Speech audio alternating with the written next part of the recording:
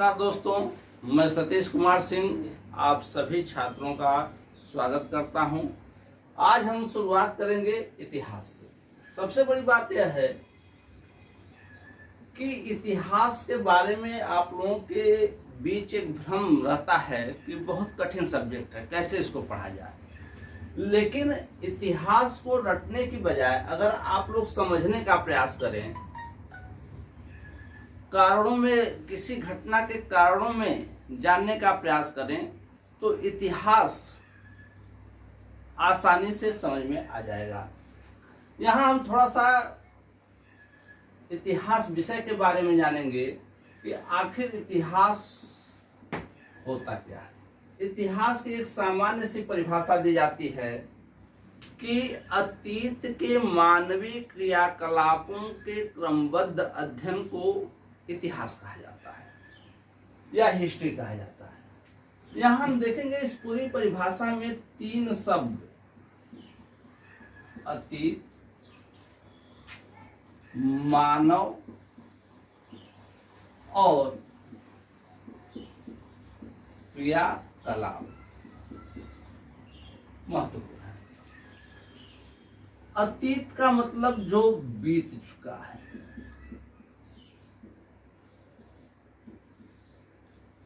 यानी भूतकाल। मानव यानी सभी मनुष्य, जिसमें आप और हम आते हैं। और क्रियाकलाप, क्रियाकलाप में मानव के सभी क्रियाकलाप आ जाते हैं, चाहे वह राजनीतिक क्रियाकलाप हो, चाहे वह आर्थिक क्रियाकलाप हो, चाहे वह सामाजिक क्रियाकलाप हो, चाहे धार्मिक क्रियाकलाप। अगर सरल तरीके से इसको समझें तो जैसे आप और हम हैं और हमारा एक परिवार है। परिवार में कुछ सदस्य होते हैं और सभी सदस्य अपने दैनिक जीवन में कुछ न कुछ क्रियाकलाप करते हैं। कोई कृषि करता है, कोई शिक्षा ग्रहण करता है, कोई बिजनेस करता है, कोई सरकारी जॉब में है, तो कोई राजनीतिक क्षेत्र से जुड़ा हुआ है। तो अगर देखेंगे तो सभी लोग दिन भर जो क्रियाकलाप कर रहे हैं उनको इन्हीं चार क्षेत्रों में विभाजित किया जा सकता है। जैसे हम किसी पार्टी से जुड़े हुए हैं या ग्राम सभा के सदस्य हैं, ये हमारे राजनीतिक क्रियाकलाप हो गए। कृषि कर रहे हैं, पशुपालन कर रहे हैं, या आपके आर्थिक क्रियाकलाप हो गए, मानव के आर्थिक क्रियाकलाप हो गए। हमारी पारिवारिक संरचना कैसी है, समाज की संरचना कैसी है, खान पान कैसा है, यह सब किस में आ जाता है, सामाजिक क्रियाकलाप में आ जाता है। और जो हमारी धार्मिक मान्यताएं हैं या किसी विशेष धर्म को हम मानते हैं, वह धार्मिक क्रियाकलाप। यानी इन सब का अध्ययन ही, मानव ने जो अतीत में यह सब क्रियाकलाप किए हैं, इन सब का अध्ययन ही आपका क्या कहलाता है, इतिहास कहलाता है। यह तो हो गई एक सामान्य सी परिभाषा। दूसरे शब्दों में हम यह कहते हैं कि सभ्यता एवं संस्कृति के अध्ययन को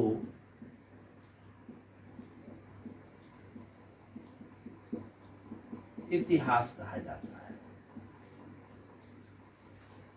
यानी जो हमारी सभ्यता है, जो हमारी संस्कृति है, उसका अध्ययन हम किसके अंतर्गत करते हैं? इतिहास के। अब हम आगे बढ़ेंगे और देखेंगे कि इतिहास का विभाजन।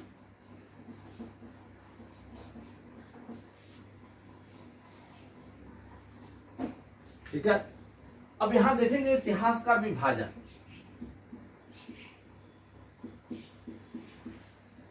इतिहास का जो विभाजन किया जाता है वह दो तरीके से किया जाता है या दो आधारों पर किया जाता है।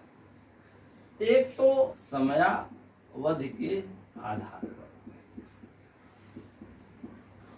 और दूसरा है इतिहास के जानकारी के स्रोत के आधार पर। जहां तक समयावधि की बात है तो समयावधि के आधार पर हम देखेंगे कि इतिहास को 4 भागों में बांटा गया है।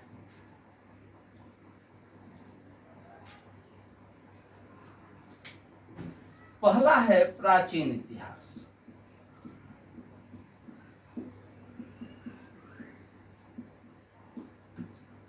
दूसरा है पूर्व मध्यकालीन इतिहास, तीसरा है मध्यकालीन इतिहास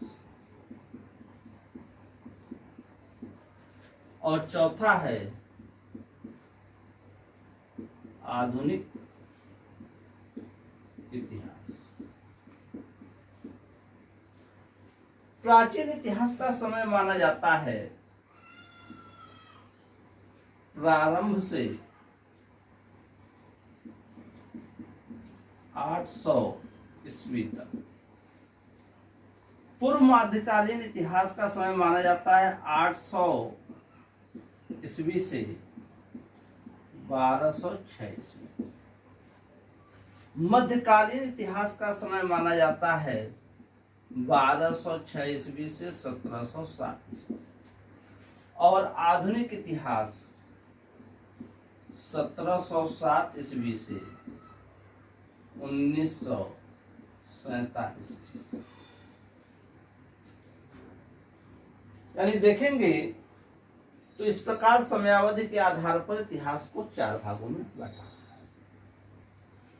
स्रोत के आधार पर अब यहां समझने वाली बात यह है कि वास्तव में इतिहास के जानने के स्रोत क्या हैं। जहां तक इतिहास के जानने के स्रोत की बात है तो इतिहास जानने के 3 स्रोत हैं। पहला है साहित्यिक स्रोत, दूसरा है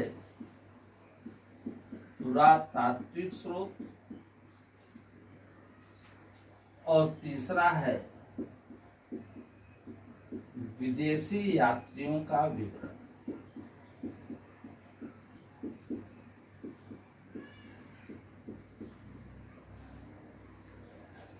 लेकिन यहां जो इतिहास का विभाजन किया गया है वह मात्र 2 स्रोतों के आधार पर किया गया है क्योंकि विदेशी यात्रियों के विवरण भी या तो साहित्यिक स्रोतों में आ जाते हैं या पुरातात्विक स्रोतों में। तो यहां जो इतिहास का विभाजन किया गया है 2 स्रोतों के आधार। यहां समझने वाली बात यह है कि साहित्यिक स्रोत कब आपको प्राप्त होंगे?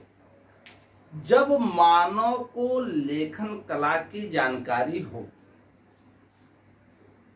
जैसे जब कोई बच्चा पैदा होता है तो उसको किसी शब्द अक्षर का ज्ञान नहीं होता, उसको लिखने की कला नहीं होती। उसी तरह जब मानव का विकास हुआ तो वह शुरू से ही पढ़ना लिखना नहीं जानता था और ऐसे समय की जानकारी या ऐसे काल के जब तक कि मानव को लेखन कला की जानकारी नहीं थी, उस काल के बारे में जानकारी पुरातात्विक स्रोतों से होती है। अब यहां समझने वाली चीज यह है कि पुरातात्विक स्रोत क्या है। पुरातत्व का अर्थ होता है भौतिक पुरावशेष। इसके अंतर्गत देखेंगे तो बहुत सी चीजें आ जाती हैं, जैसे हथियार, मुद्रा, बर्तन, अभिलेख,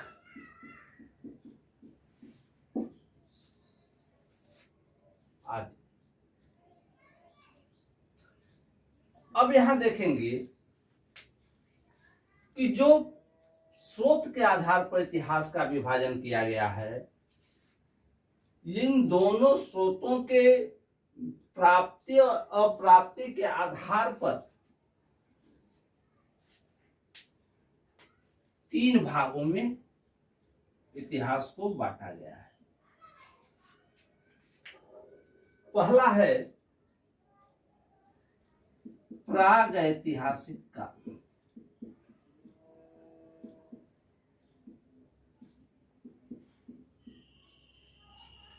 दूसरा है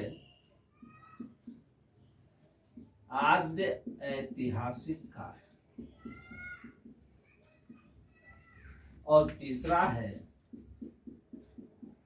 ऐतिहासिक काल। जो प्राग ऐतिहासिक काल है उसका समय माना जाता है प्रारंभ से 2500 ईसा पूर्व तक। आद्य ऐतिहासिक काल का समय माना जाता है 2500 ईसा पूर्व से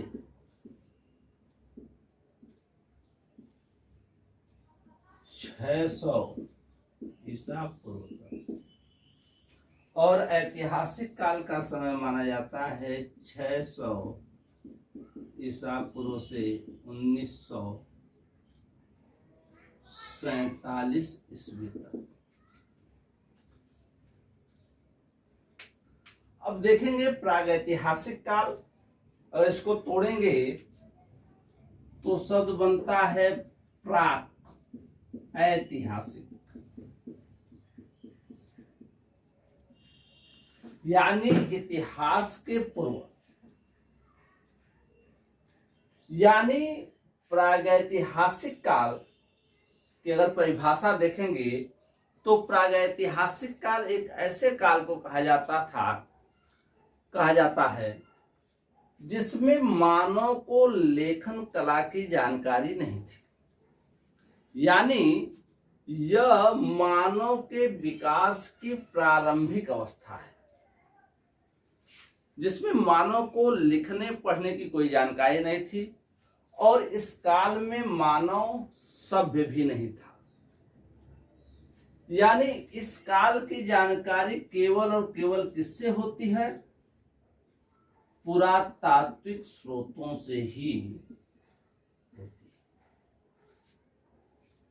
ठीक है, यानी एक ऐसा काल जिस काल के मानव को लेखन कला की जानकारी नहीं थी, इसलिए उसके बारे में केवल पुरातात्विक स्रोतों से जानकारी प्राप्त होती है। ऐसे काल को प्राक ऐतिहासिक काल कहा जाता है। आद्य ऐतिहासिक काल के बारे में अगर समझेंगे तो इसकी जो परिभाषा बनती है कि यह एक ऐसा काल है जिस काल के मानव को लेखन कला की जानकारी तो थी, परंतु इस काल की लिपि यानी लेखन कला अभी पढ़ी नहीं जा सकी है। यानी इस काल के मानव ने जो कुछ भी लिखा है उसको अभी कोई भी इतिहासविद पढ़ नहीं पाया है। अतः इस काल के बारे में भी जानकारी किससे होती है? पुरातात्विक स्रोतों से ही होती है। ऐसे काल को क्या कहते हैं? आद्य ऐतिहासिक काल। इसके अंतर्गत मुख्य रूप से सिंधु घाटी सभ्यता यानी हड़प्पा सभ्यता और वैदिक काल आता है। ऐतिहासिक काल यानी एक ऐसा काल जिस काल के मानव को लेखन कला की जानकारी थी और इस काल की लिपि यानी लेखन कला जो भी मानव इस समय के मानव ने लिखा है उसको पढ़ा जा चुका है। इसलिए इस काल के बारे में हमें साहित्यिक और पुरातात्विक दोनों स्रोतों से जानकारी प्राप्त होती है और इस काल को ऐतिहासिक काल कहा जाता है। तो यह थोड़ा इतिहास का एक सामान्य सा परिचय है। आगे जो हम शुरुआत करेंगे, हमने भी बताया कि इतिहास को समयावधि के आधार पर 4 भाग में बांटा गया है। प्राचीन इतिहास, पूर्व मध्यकालीन इतिहास, मध्यकालीन इतिहास और आधुनिक भारत का इतिहास। तो हम इन चारों में से जो सबसे महत्वपूर्ण है और सबसे ज्यादा जो क्वेश्चन पूछता है वह आधुनिक भारत के इतिहास से, इसलिए हम इतिहास की शुरुआत आधुनिक भारत से ही करेंगे। धन्यवाद।